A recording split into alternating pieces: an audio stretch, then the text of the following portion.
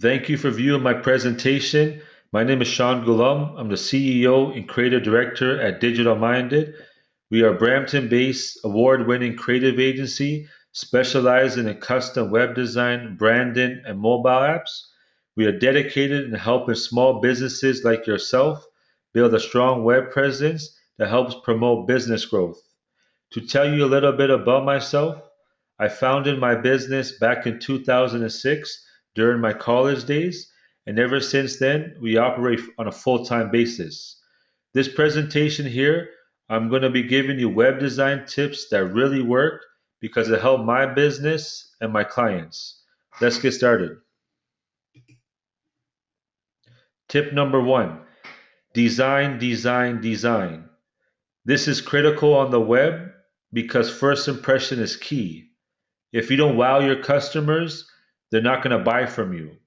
So I always tell others avoid templates because you're not able to customize it based on your needs. A big element of a website is images. So I always recommend you taking high quality photos of your products, your employees, your facility, and just make sure that you're using a good camera. Because nowadays, a lot of people like to use their smartphones, their iPhone, their Samsung Galaxy 6. That doesn't really work because the quality is not there. So I always recommend you taking high quality photos for your website. Tip number two: keep the design clean, balanced, and avoid empty space. If you look at this image here with the grid, you notice that everything is balanced and there's no empty space. So always try to fill up the website with important content for your customers to learn more about you. And another thing is choose a strong color scheme. We recommend using flat UI colors because it's easy on your eyes and it won't annoy your users. So try to limit it to 2 to 4 colors. Anything over that, it can be distracting and it'll look like a rainbow, which you don't want. And number four, request a flat design. If you look at my company website at dminded.ca, what flat UI design is, it does not use drop shadows, gradients, so it's basically a flat color. So with this trend here, it's really popular. Big brands are using it, such as Microsoft, Apple, and Xbox. And so many businesses are starting to move towards that. So if you need more tips on what flat UI is, please visit this URL and it'll definitely help you. Number two is a user experience. This is really important because if your customers are confused on what you do and how to navigate your website, then you lost. So this is a big important step in your website. Make it easy flowing and for all users to use. I always recommend that you place your navigation up top. So make it static at all times. So if users are scrolling down, they can always navigate through your website. So they can see your home button, about, contact us, gallery, and your phone number. So try to keep your navigation static. Number two, as I said, it has to be user friendly. So if customers are confused in terms of how to find things, then that's something that you must fix. For example, with this website right here, there's no focal point. My eye goes all over the place. I'm looking at the blog, the bullfrog powered, and all the navigation up here. There's just too many. I would recommend you keeping it to within 6 to 8, because otherwise, anything more than that, it's going to confuse your user. And what will end up happening is that they'll close your website and go somewhere else, which is bad news. I always recommend as well is structure your website from most important to least important elements. So when somebody views your website, they should know what you do. There should be no questions about and what your business is and your call to action. So the top half of your website is to state exactly what you do and make it in a clear manner. So if users don't know what you do the moment they visit your website, you have an issue. And less is more on the web. In terms of content, images, the structure, you don't want to overload your homepage. But at the same time, is that content wise, you want to make sure it's minimal because people rather not read.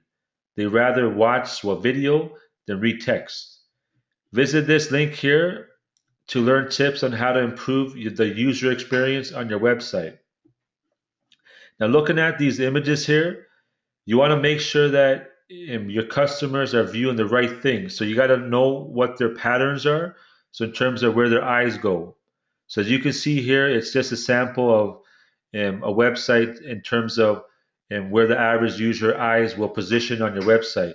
So as I said, make sure that you position the most important elements up top and the least important on the bottom. Number three, website functionality. This part here is critical because it's how your website works. So you want to focus on capturing your audience within the first 2 seconds. Nowadays, there's a lot of websites out there that's interactive. So you want to make it where it's not static. There's some animation effects, images fading in, text coming in. So you want to make it interactive so that it can wow your customers. To view some sample websites that use animation, please check this link. And another big thing, as you heard, it's a responsive website. So what this is, it's a mobile version of your website that is viewable on all platforms and devices. This thing here is critical because as we enter 2016, almost every business is going mobile. So I will look into that. The benefit of it is it's Google friendly. You update your website once and it goes through all platforms. The next one is adding a content management system, which is short for CMS. This thing here is important because most business owners like myself and yourself, we're busy. So you don't have a lot of time to be calling your web developer to add an image or text. So the benefit of this is that you can do it yourself. Whether if it's you or your team, it's user friendly and we highly recommend WordPress because you can customize it, cater to your business needs.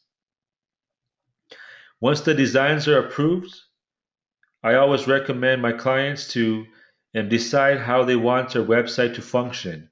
So whether if it's a custom feedback form, whether if it's an online store, you want to tell your web developer exactly what you want.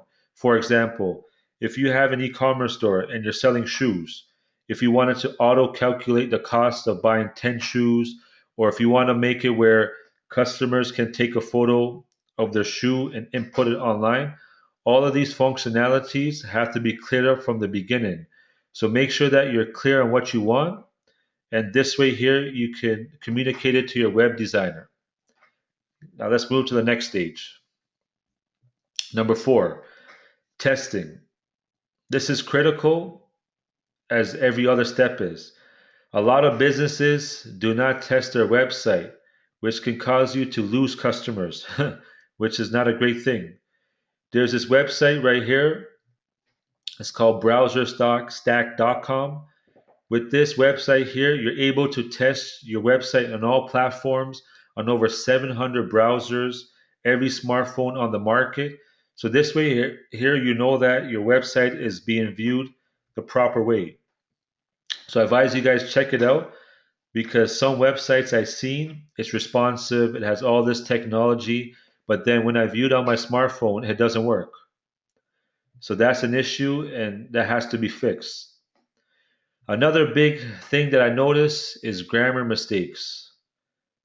This thing here can cause you to lose a client, which can cost you thousands or even millions of dollars, depending on what your business is. So I recommend you proofreading your website. You can use that website. It's called grammarly.com. It actually reads your whole website just to see if there's any grammar mistakes that you may not see. So I recommend you guys checking that out because that's embarrassing. And another thing is, as you're building your website, share with your friends, share it on social media, give feedback because feedback is critical from others. Because obviously, it's your website. You might think it's good, but others may not. So I'm a big fan of getting input from my friends, my peers, and even people that don't even know my business, so I can get an outsider's opinion. And as you see by the images, all these major browsers here, the biggest one being Firefox and Chrome, and these are really important browsers that you should check your website on. So check it out, and if you guys need help, let me know. Number five, now that you built a website, you spent a lot of money or you spent minimal money. The biggest thing here is sales. If you can't sell, your website is irrelevant. I always recommend my customers to cold call. Yes, it's not fun. Nobody likes it. Majority of people do not want to cold call, but at the end of the day, you can get immediate answers.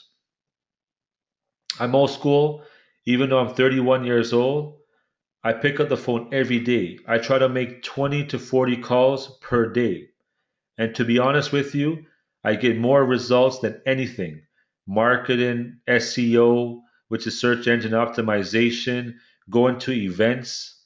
So if you guys need tips, there's a link right there. It definitely does work. Give it a try for a week or two. But just remember, stay consistent and don't give up. Number two, market your business everywhere you go and spread the word. I always tell my customers to wear branded apparel. If you're going to the gym, if you're going to out with your family, the Wonderland, CNE, wherever, wear on your company shirt because you're promoting yourself. T-shirts, hats, sweaters, you can find them at a cost-effective rate. So brand yourself everywhere you go and spread the word. Another key thing is having a professional business card, something that feels good and is actually good quality. There's a lot of business owners that have business cards that feel flimsy, and guess what? People are going to judge you off of that. Number three is get involved in your community. Don't be afraid to ask for things. It's whether if it's doing an event, whether if it's asking for a sponsorship for your business, getting a grant, always get involved and ask for things. And also check out the Brampton website and there because they have a lot of events and seminars and they're doing a lot of positive things for the city of Brampton, which I really appreciate. The big thing that a lot of people ask me is SEO. How do I get on the first page? Well, guess what? You're not the only one that wants to be on the first page. So there's no guarantee. It definitely does work if you have a high budget of 500 bucks a month, just as an example, because it takes a lot of time because you're competing with other customers. I recommend you testing out the waters, seeing how it goes, maybe trying Google AdWords, which is pay per click. That definitely does work depending on who you want to target. But in general, I think SEO is something that's so competitive that there's no guarantee that that's going to bring you up to the first page and bring you business. So in general, focus on sales, try to do a combination of things and see what works and see what doesn't work. Another big thing I must say is social media. A lot of people are selling on social media. So if you're not on there and if you're not active, that's something that you should do because it definitely can help you bring in business. Like based on this statistic, 77% of customers acquire their clients from Facebook. The ads on there are phenomenal. The cost per click is cost effective. It's nowhere compared to Google. So I recommend you guys checking out Facebook, Twitter, LinkedIn, depending on who your target audience is. Give that a try. And if you guys have any questions regarding this presentation, please let me know.